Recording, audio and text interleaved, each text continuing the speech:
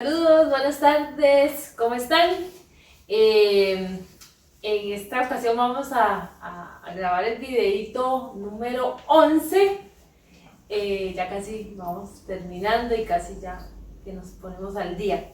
El tema de hoy es el anuncio del reino y pues como siempre les decimos, ¿verdad? Les mandamos muchos saludos, muchos cariños, abrazos hasta sus casas. Esperamos que se estén cuidando mucho, que estén repasando todo lo de este año, y pues que no se quede sola ahí, ¿verdad? Y pues que también se estén poniendo al día con los videos. A esta oportunidad Giselle me va a preguntar y yo soy la que voy a responder. Bueno, buenas tardes, saludos a todos y todas, esperamos de corazón que estén bien, como siempre cuidándose, tomando las medidas necesarias.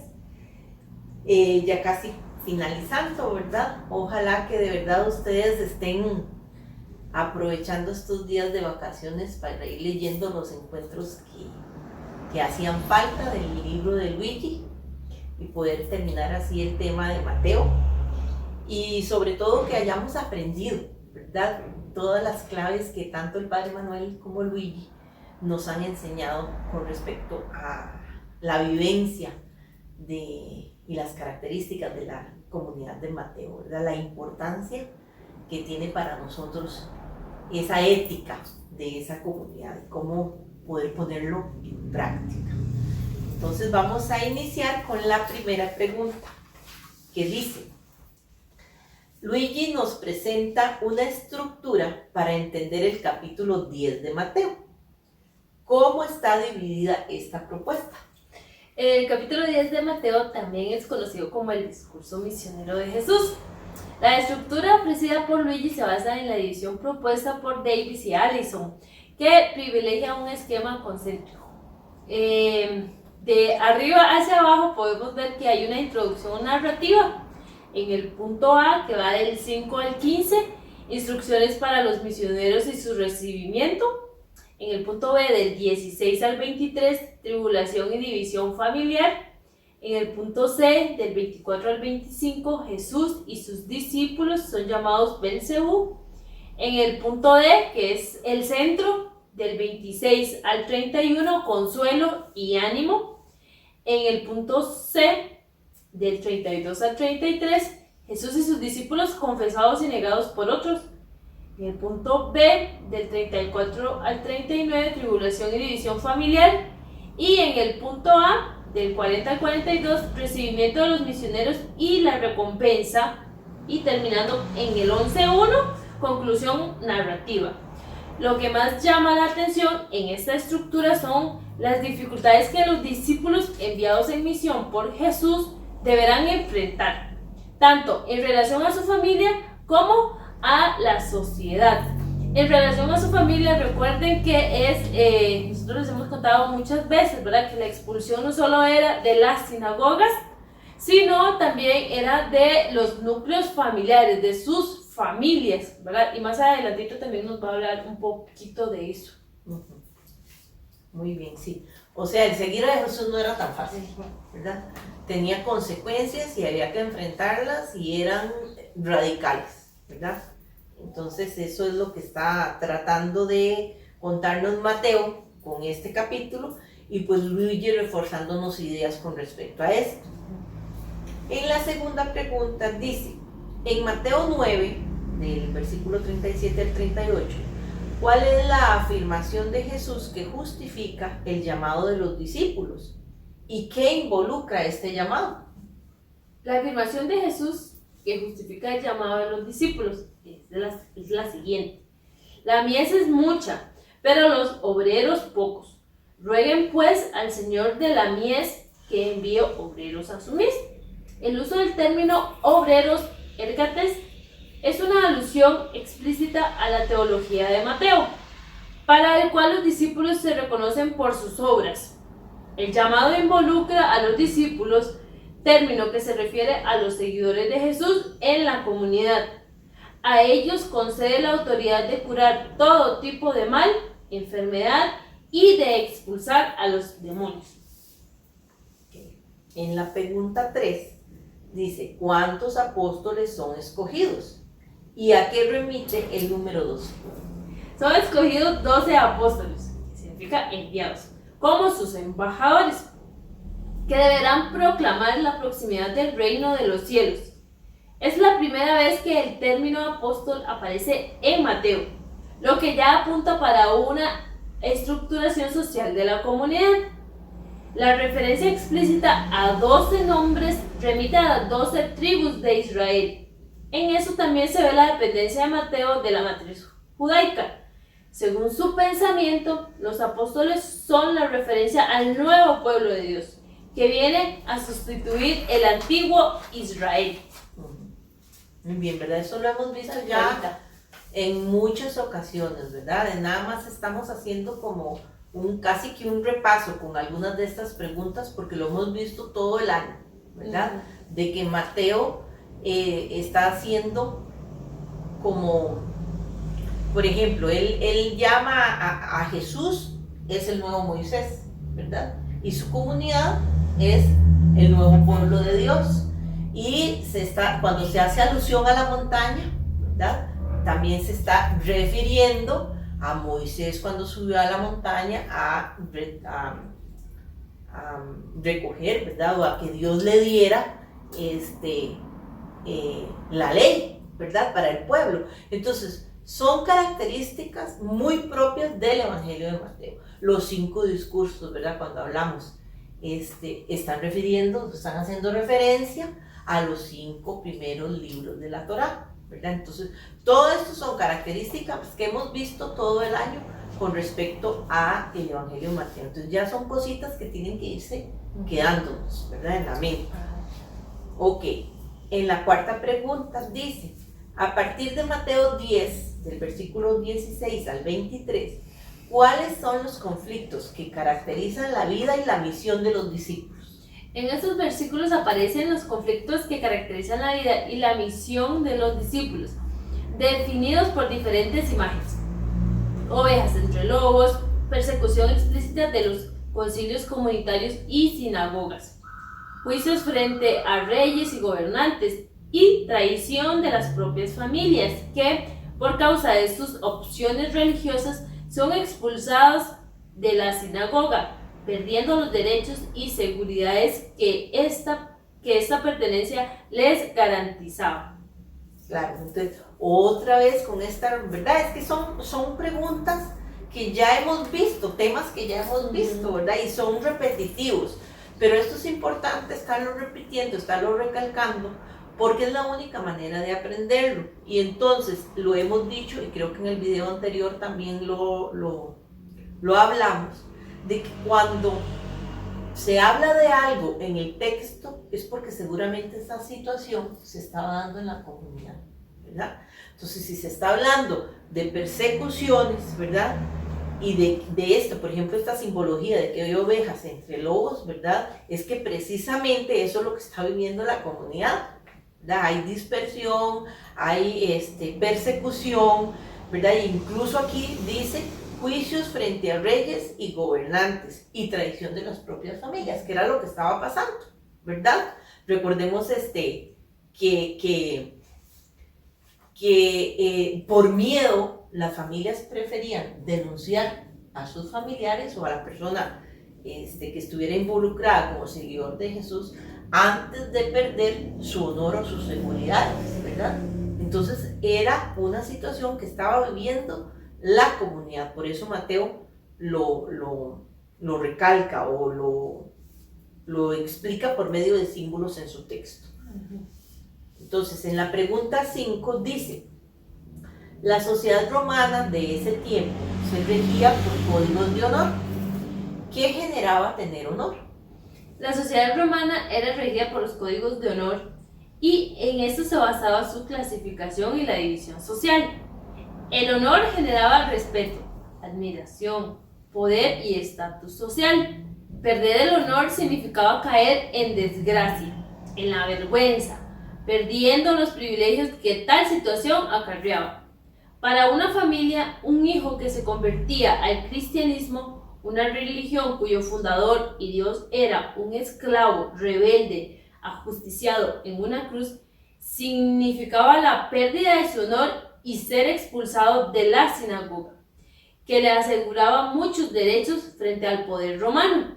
Además, el andar como itinerante, vagabundeando de ciudad en ciudad, viviendo de la ayuda y la limosna que se le ofrecía, sin un trabajo digno que posibilitara la necesaria sustentación económica, era otro elemento de deshonor y de vergüenza.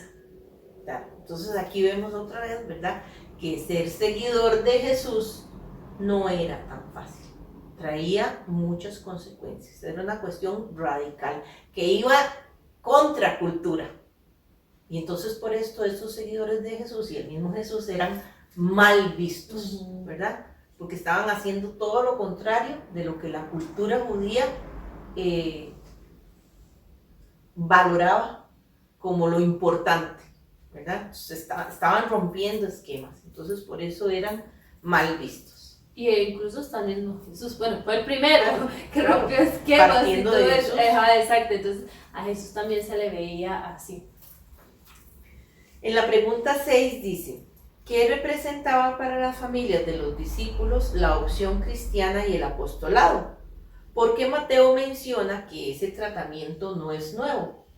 Para las familias de los discípulos, la opción cristiana y el apostolado representaban, por lo tanto, una desgracia tan grande que los padres preferían denunciar a sus hijos y condenarlos a la persecución y a la muerte. De esa manera se evitaba ser expulsado de la sinagoga y perder el honor familiar. En este contexto se afirma que el mensaje que los discípulos llevan no es de paz, sino que es comparable a una situación de guerra, pues contrapone los miembros de una misma familia. Por esto Jesús exige que sus discípulos la relativización de la misma familia de origen y no preocuparse de perder hasta su propia vida. Es una situación extremadamente dura que confirma la conflictividad vivida por la comunidad de Mateo en relación a los judíos y a los romanos. Mateo añade que ese tratamiento reservado a los discípulos de Jesús no es nuevo, siendo lo mismo que le tocó al maestro, quien primero fue llamado Belcebú por su pueblo. Así es, ¿verdad? Entonces otra vez queremos retomar aquí que a veces uno cuando lee los textos bíblicos piensa que el seguimiento a Jesús fue así como muy ideal, lo idealizamos mucho, ¿verdad? Los textos bíblicos, como que todo iba bien, que todos se relacionaban bien, que como Jesús estaba en medio, todo era como color de rosa, ¿verdad? Pero no, era todo lo contrario. El optar por el seguir a Jesús trajo incluso división familiar. ¿Por qué? Por esta situación que ya hemos hablado muchas veces. Porque al ser eso una deshonra para la familia, donde un miembro de la familia fuera seguidor de Jesús, eso afectaba a todo el núcleo familiar. Y recuerden que era una familia ampliada, no es como ahora, que es papá, mamá e hijos, sino que había un pater familia, ¿verdad? Donde incluía abuelos, abuelas, tíos, primos, incluso esclavos, porque pertenecían también a esa familia ampliada. Entonces era ese perder el honor iba a afectar a toda la familia y por tanto esa familia iba a ser expulsada completa de la sinagoga. Entonces era tan radical la situación que la familia prefería entonces denunciar a aquella persona que estaba siguiendo a Jesús y que esa persona tuviera que pagar sus consecuencias para que la familia no se viera afectada, ¿verdad? Para poder garantizar sus seguridades. Entonces por eso es que no era tan fácil, ¿verdad? Uno podía ser como seguidor o seguidora de Jesús, podía ser denunciado por su propia familia, para que esa familia pudiera rescatar su honor, ¿verdad? Así es. En la pregunta número 7, Mateo 10, del 16 al 42, es el centro del discurso misionero. Ahí están las palabras de consuelo de Jesús. ¿Cuántas veces Jesús invita a sus discípulos a abandonar el temor?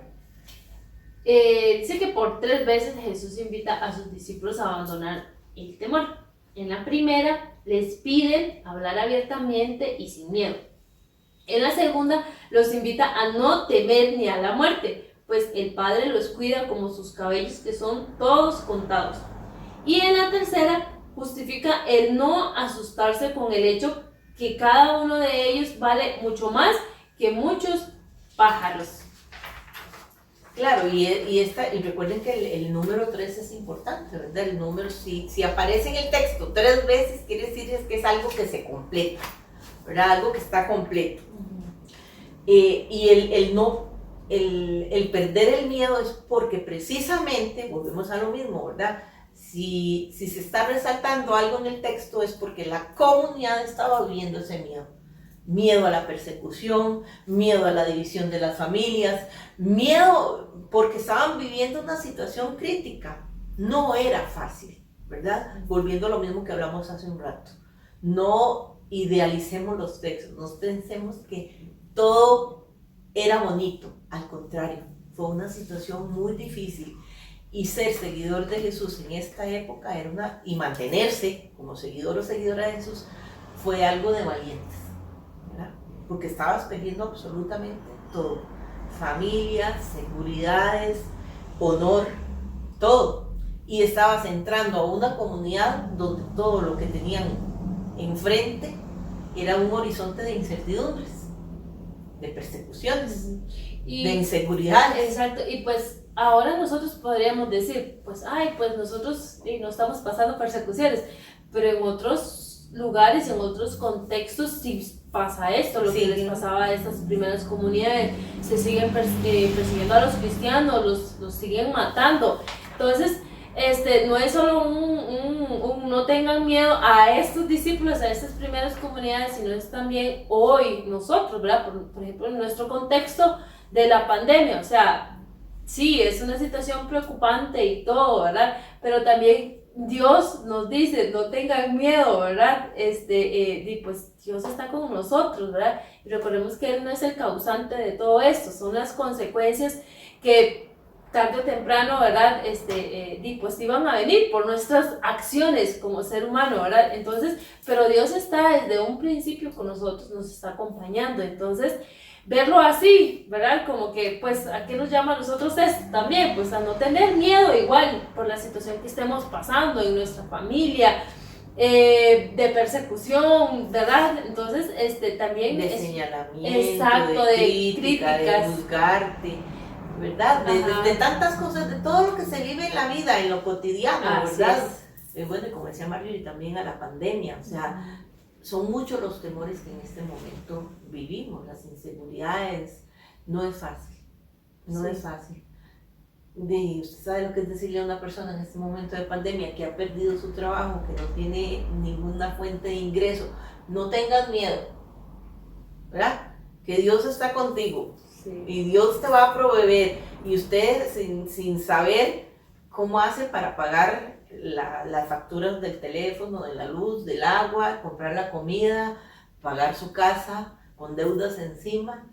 O sea, no es fácil confiar en Dios en esas situaciones, hay que tener una fe muy fuerte, muy firme, pero también se necesita de la ayuda de la comunidad, porque esos milagros se realizan únicamente con la solidaridad de los otros y las otras, ¿verdad? En estos momentos de pandemia donde Honduras está pasando esta situación tan extrema, gente que se ha quedado sin casa, familias que no tienen que comer, que están viviendo debajo de puentes, en una tienda de campaña, únicamente la solidaridad de los hermanos y hermanas, incluso de los países fuera de Honduras como nosotros, es lo que hace o lo que va a hacer que esa gente salga de la situación en la que está, ¿verdad? Y es ahí donde Dios se hace presente, con nuestras acciones. Por eso decía también en una de las preguntas, que cómo se caracteriza el discipulado de Jesús o los discípulos de Jesús por sus obras, ¿verdad? Por sus actos de solidaridad y de amor al prójimo, que también lo hablamos en el encuentro pasado, ¿verdad? Del amor fraterno. Bueno, ya para ir finalizando este encuentro, la pregunta número 8 dice así: el discurso de Jesús describe las dificultades que la comunidad de Mateo encontraba. ¿Por qué se tuvo que pagar ese duro precio? Que para poder ver emerger una propuesta novedosa, crítica y alternativa, para ello fueron necesarias todas las dificultades que la comunidad de Mateo encontraba con judíos y romanos de su tiempo. La separación del judaísmo, por un lado, y el proceso de formulación de una nueva identidad religiosa y social, por el otro. Se mostraban con la dura resistencia de otros grupos religiosos y sociales que se sentían amenazados por las propuestas críticas y alternativas de los cristianos. Ciertamente eso resultó en persecuciones y muertes.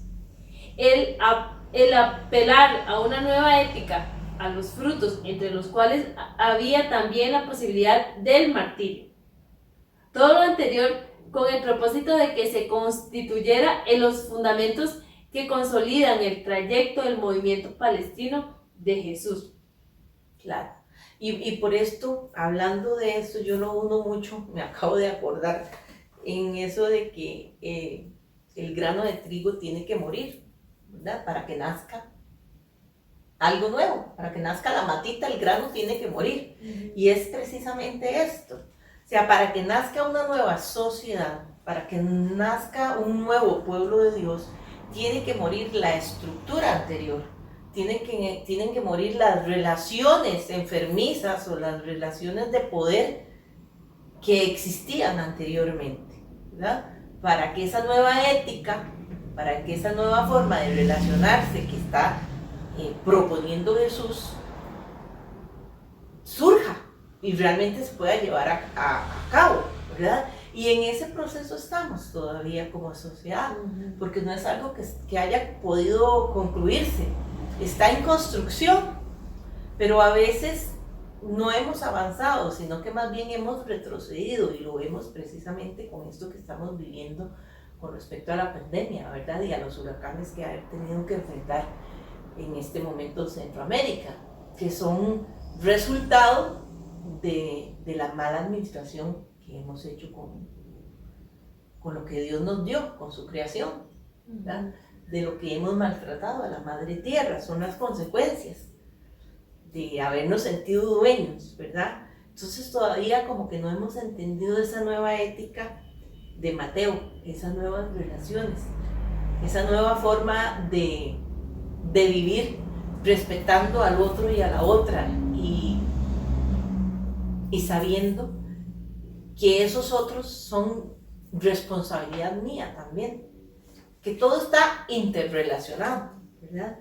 Entonces, yo creo que este otro encuentro también nos llama a ir cambiando de actitudes, a poner nuestras barbas en remojo, como lo hablamos en el encuentro pasado, nuestras barbas, no las barbas de los demás, lo que yo estoy haciendo como persona, como individuo, como parte de una comunidad, de una sociedad donde hay que ir construyendo reino.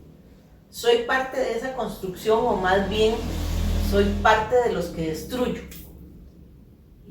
Y la única forma de ir cambiando es reconocer en qué estamos fallando y aportar con algo que le sirva, que me sirva a mí y que le sirva a la comunidad y a la sociedad.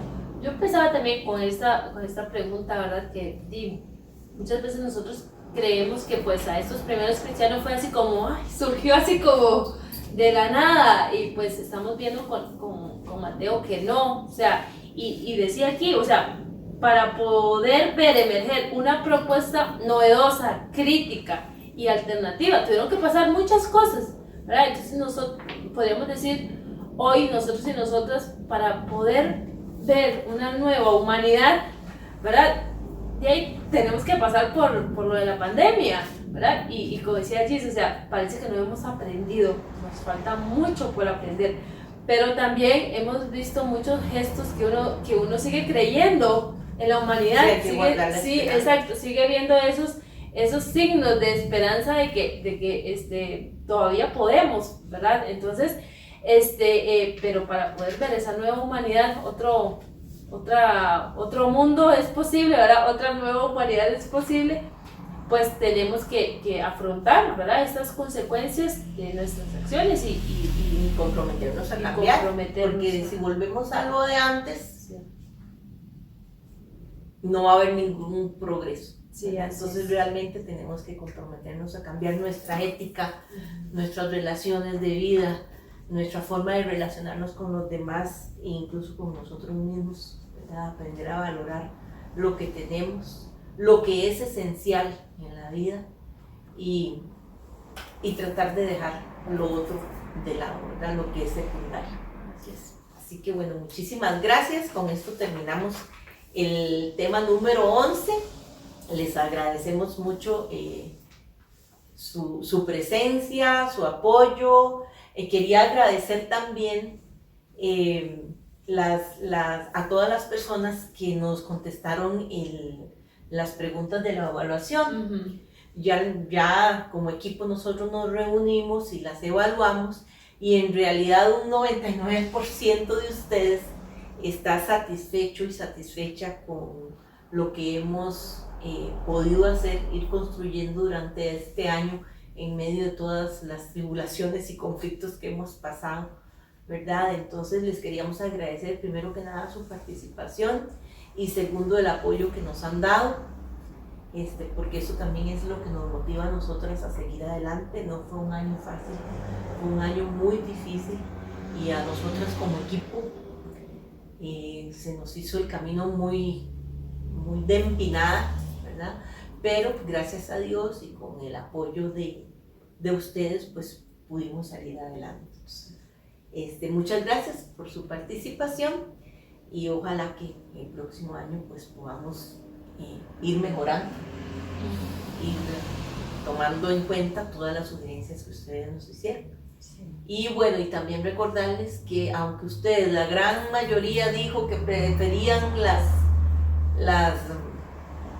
los talleres presenciales, pues nosotros también, pero eso es algo que se sale de nuestras manos, no fue una decisión de equipo el decir, ay, bueno, vamos a seguir haciendo los talleres por WhatsApp, no, fue la posibilidad que vimos para poder seguir aprendiendo de la palabra y que no nos estancáramos, ¿verdad? Sino que fuéramos creciendo y a como vemos la situación, pues esto se va a extender por lo menos por los primeros 6 meses del próximo año.